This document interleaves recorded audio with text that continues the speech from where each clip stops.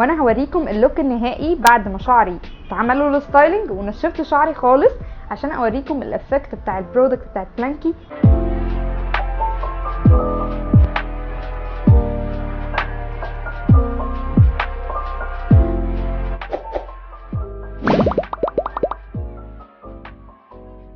ازيكم عاملين ايه؟ معاكم كريستين عماد في فيديو جديد. ان شاء الله في الفيديو النهارده هنتكلم على برودكت جديده اسمها بلانكي. انا مش عارفه انتوا كنتوا سمعتوا عنها قبل كده ولا لا، بس انا بقالي فتره بجربها، مش بس عشان الاطفال، انا كمان بحب حاجات الاطفال كليا انا كواحده كبيره يعني. بس قبل ما نبدا الفيديو ما تنسوش تعملوا سبسكرايب وكمان تفعلوا خاصيه الجرس عشان يوصل لكم كل جديد، وكمان اعملوا لايك على الفيديو. يلا بينا نبدأ بأول برودكت عندهم، وهو 2 in 1، وده يعتبر مويسترايزنج شامبو بلسم في نفس الوقت. هم عاملينه كده علشان الأطفال اللي مش بتقعد كتير وتغسل شعرها بالشامبو الأول وبعد كده البلسم، وبيبقى فيه حوار كبير ودوشة كبيرة. فهم لخصوا ده ان هو يكون خفيف على فروة الراس وينضفها وفي نفس الوقت يرطب الشعر معاه. مبدئيا البرودكت كلها فري من كل حاجة، من سيليكون، من سلفات، من بارابين، من اي حاجة تكون بتأذي الشعر. مش بس برضو الاطفال، زي ما بقول انا عن نفسي ككريستين عجبتني قوي، فعشان كده جيت اكلمكم عنها.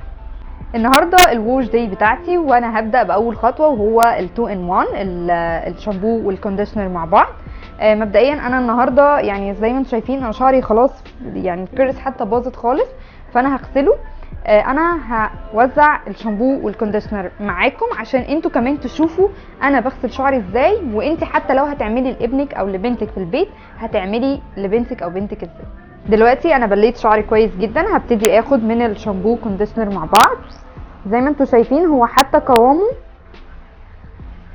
عامل زي كانه شامبو وكونديشنر، يعني عارفين اللي هو الميكس بين الاتنين كده. انا ببتدي احطهم على فروة راسي طبعا وابتدي اغسل. خليني اقول ان من مكونات الشامبو ده او الشامبو كونديشنر او 2 in 1 بتاع بلانكي، ان هو بيتكون من بنسينول وعسل، وكمان في زبدة شيا، في كوكونات، يعني مكوناته حاجات كتير قوي، منها ترطيب للشعر ومنها كمان تدي ديفينيشن للكيرلي. ودي من الحاجات اللي عجبتني. بصوا يعني انا بحاول اهو عشان ننضف طبعا فروتنا كويس. عارفين لما تحسوا الملمس الشعر كده بصوا سلس ازاي؟ انا بحب بقى ان الحاجه تعمل كده، ما احط الشامبو ويروح منشف لي شعري واحس ان ايدي مش راضيه تمشي كده في الشعر. لا بالعكس، ده بصوا ايدي ماشيه بكل سهوله. طبعا انا هحاول اغسل شعري كمان كويس عشان بما قلنا النهارده الووش دي، احنا بقالنا اكتر من 5 ايام او 6 ايام، فلازم الفروه تنضف كويس.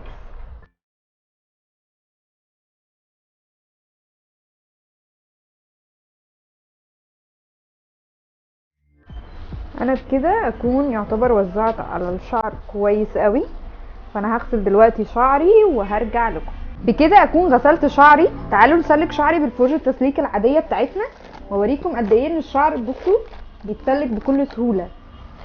يعني معنى كده ان انا مش بحتاج حاجه تانية، يعني انا هكتفي خالص ان انا استخدم البلانكي 2 in 1 وبس.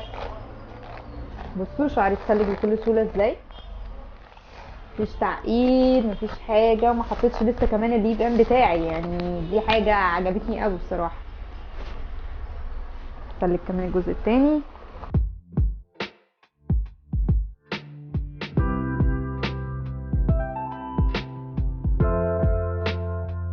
دلوقتي انا كده مش هحتاج حاجه تاني، وشعري زي ما انتم شايفين اهو اتسلك تماما وشكله بقى حلو.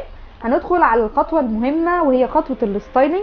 وطبعا عشان اعمل ستايلنج حلو لازم استخدم ليف ان كويس، وهنا هستخدم الليف ان بتاعهم وهو بلانكي كيرل، وده اوريدي برضو مويسترايزنج للشعر. وخليني اوريكم برضو قوامه.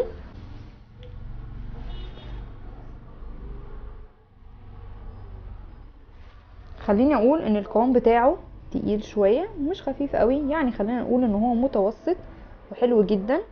كمان هيناسب كمان جزء كبير قوي من اطفالنا، لان احنا الاطفال مش بيحبوا حاجات تقيله قوي الا لو هو نوع الشعر مختلف، فممكن نزود الكميه شويه علشان يدينا الافكت الحلو. خليني اقول برضو ان هو مكوناته جميله جدا، يعني معظمها برضو بنسينول، فيتامين اي، في برضو العسل، في الوفيرا، في كمان شيا باتر، في فلاكسيد جل، سوري فلاكسيد اويل. وفلاكسيد اويل معنى كده ان هو هيديني كمان هولد حلو للشعر.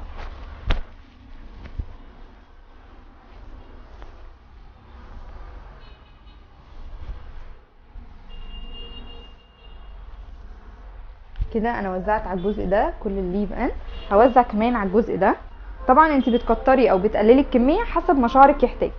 يعني انا ممكن ما اكون بحطش كميه كبيره عشان انا شعري لما بزود الكميه ما بيدينيش الفوليوم اللي انا عايزاه، لكن انت لو شعرك بيحتاج كميه كبيره فحطي كميه كبيره عشان يكون مترطب ويقعد معاكي كمان وقت طويل. وبكده اكون وزعت الليف ان على الجزئين بتوعي. دلوقتي انا هعمل الستايلنج بالطريقه اللي تريحني، انت كمان اعملي الستايل بالطريقه اللي تريحك، وانا هوريكم اللوك النهائي بعد ما شعري اتعمل له الستايلنج ونشفت شعري خالص، عشان اوريكم الافكت بتاع البرودكت بتاع بلانكي. حقيقي كانت عجباني جدا، بما اني جربتها كذا مره قبل كده فانا عارفه النتيجه، بس هخليكم تتابعوا معايا لاخر الفيديو عشان تشوفوا النتيجه انتم بنفسكم. وبكده نكون وصلنا للريزلت النهائيه. دي النتيجه بعد ما شفت شعري وعملت الستايلنج اللي يناسب شعري انا. بصوا انا عايزه اوريكم بس قد ايه اللمعه. انا مش حاطه سيرم صدقوني، انا فكه عادي بعد ما عملت، ما حطيتش اي سيرم ولا اي حاجه، عشان بس في ناس بتقول يعني السيرم هو اللي بيدي اللمعه. لا خالص. بصوا الكيرلي كلها ديفايند ازاي وشكلها حلو ازاي. دي كمان عايزه تتفك شويه. يعني عايزه اقول لكم حتى الفوليوم كمان من اول يوم جامد. يعني انا طبيعي ان الفوليوم بتاعي بيزيد قوي في الثالث او الرابع يوم، لا هو الفوليوم زايد قوي من اول يوم زي ما انتم شايفين. وحقيقي اشكر بلانكي على البراند الجميله دي. وزي ما قلت لو انت حابه حاجه جميله ريحتها حلوه مكوناتها جميله جدا موازنه بين ترطيب وبروتين الشعر، فانصحك تتجهي دايما لبلانكي اذا كان ليكي او لطفلتك او لابنك. لو انتوا ماما ومعاها اولاد هيبقى مناسب قوي، باكج كامله ليكم انتوا الثلاثه هتكون حقيقي جميله. وبكده نكون وصلنا لاخر الفيديو. اتمنى الفيديو يكون عجبكم واتمنى ريفيو يكون افاد ليكم حاجه. لو حابين ان انا اعمل ريفيو جديد عن برودكت جديده حابين اعمل عنها اكتبوا لي في الكومنتات هنا او على جروب الفيسبوك او على اكونت الانستجرام. وما تنسوش تعملوا لايك وتعملوا شير عشان الناس كلها تستفيد زيكم. شكرا ليكم قوي. باي باي.